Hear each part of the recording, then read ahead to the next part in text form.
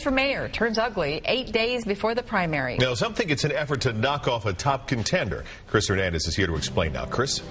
Deb Herman is considered one of the frontrunners, and it appears another campaign is trying to take her out.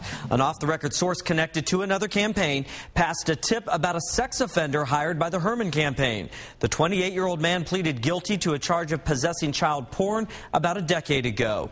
Herman says the man worked for the campaign just one day and was paid $50 to save a place in line on filing day last November. Herman says she's never heard of the guy, and it's not the kind of job that requires a background check. Herman says putting this out in the final week of the campaign is pure mudslinging. I don't think it reflects on me. I don't think it reflects on my campaign. And I think it's the worst kind of dirty politics. We did an independent check of the information provided by that off-the-record source. Herman's top political advisor says it's clear that whichever campaign put this out must fear that Herman will advance to the general election and that their candidate won't.